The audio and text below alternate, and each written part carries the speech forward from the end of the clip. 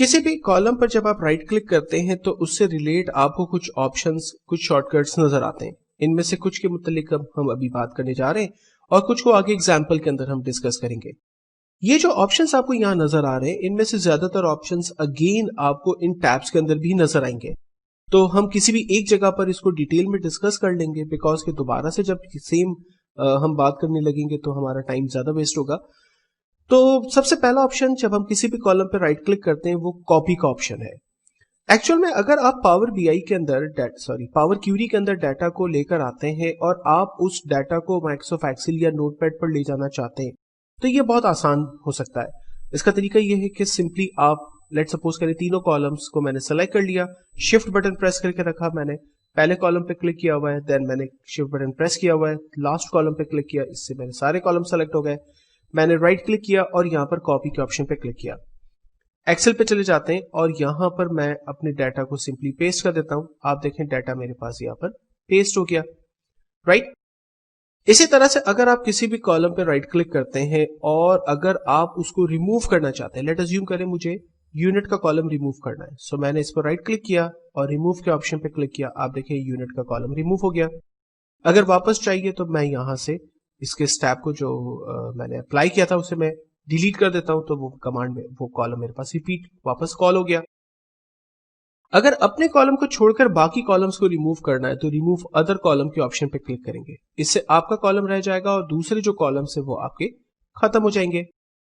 इसी तरह से रिमूव डुप्लीकेट, मैं ये चाहता हूं कि पूरे डेटाबेस में अगर कोई डाटा डुप्लीकेट है तो वो रिमूव हो जाए। सो मैंने रिमूव डुप्लीकेट की कमांड का इस्तेमाल किया। आप देखें पूरी डेटाबेस में जो भी रिकॉर्ड डुप्लीकेट थे वो हट गए। और डुप्लीकेट रिकॉर्ड जो है वो सिर्फ एक सिंगल सेल के ऊपर अप्लाई नहीं करता या कॉलम के ऊपर अप्लाई नहीं करता, बल्कि वो एंटायर डेटाबेस के ऊपर अप्लाई करता है। जहां भी उसे डुप्लीकेट रिकॉर्ड्स मिलेंगे उस पूरे रिकॉर्ड को ही रिमूव कर देगा। इसे मैंने क्लियर कर दिया। एक ऑप्शन हमारे पास और था, डुप्लीकेट कॉलम।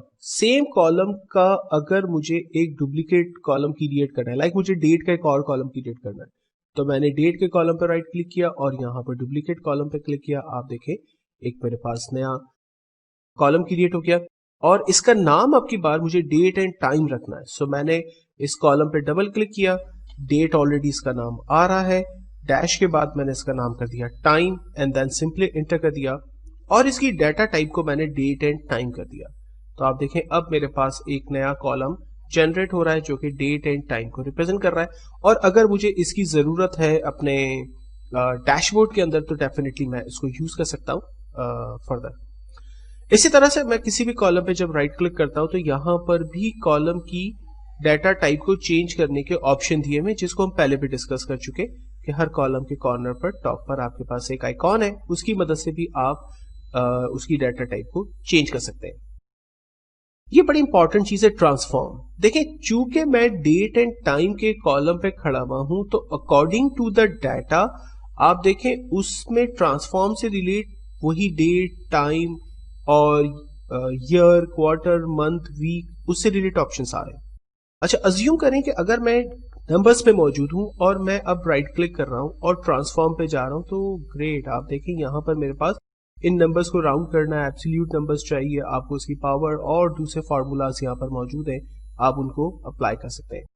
अगर मैं टेक्स्ट के कॉलम पर राइट क्लिक कर रहा हूं और यहां मैं इसे ट्रांसफॉर्म पे देखूं तो आप देखें upper case, lower, capitalise each word, trim, इनमें से ज्यादातर ऑप्शंस को हमने अपने पावर पिवट के अंदर डिस्कस किया था कि डेक्स फंक्शन की मदद लेते हुए कि आप किस तरह से फॉन्ट साइज, फॉन्ट के फेस को जो है वो चेंज कर सकते हैं, वगैरह वगैरह ऑप्शंस हमने यहाँ पर डिस्कस किए थे, राइट। तो फिलहाल तो हम डेट एंड टाइम पर अगेन चलते हैं और मैं चाह रहा हूं कि इसकी ट्रांसफॉर्मेशन में कंप्लीट कर लूं। ट्रांसफॉर्मेशन में मुझे करना ये कि इसे सिर्फ डेट ओनली दिखाना है, तो ये देखें डेट ओनली के अंदर कन्वर्ट हो गया। और अगर मुझे सपोज करें इसमें से ईयर निकालना है, इसे ईयर के अंदर इसे कन्वर्ट करना है, तो मैंने इस पे ईयर पे क्लिक कर दिया। ये देखें सिर्फ ईयर मेरे पास नजर आ रहे हैं। अब डेफिनेटली ये जो फील्ड्स मैं क्रिएट कर रहा हूं, इसकी डाटा टाइप को मैं चेंज कर रहा हूं, तो मैं इसको डैशबोर्ड के अंदर यूज भी कर सकूंगा। पहले मेरे पास जो है वो प्रोडक्ट वाइज सेल्स आ रही थी, अब मैं ईयर वाइज सेल्स को देखना चाहता हूं तो ये मैं देख सकता हूं। तो चलें इसको क्विकली देख लेते हैं। सो मैं अप्लाई एंड क्लोज के ऑप्शन पे जा रहा हूं और अब की बार मेरे पास नोटपैड के अंदर देखें डेट एंड टाइम का एक नया फीचर नजर आ रहा है। सो मैंने डेट एंड टाइम पे क्लिक किया, यहाँ पर मेरे पास ईयर नजर आ रहा है और मैंने इसको एक्सेस में ड्रॉप कर दिया और इन ईयर के अंदर एक्चुअली डिफरेंट यूनिट्स मुझे दिखानी है। ये देखिए मैंने डिफरेंट ईयर के यूनिट्स दिखा दिए, 2014 और 2015 की यूनिट यानी सेल्स दिखा दी। और अगर मुझे रेवेन्यू भी दिखाना है, ये तो यूनिट है, अगर रेवेन्यू दिखाना है तो वो भी मैं दिखा सकता हूँ।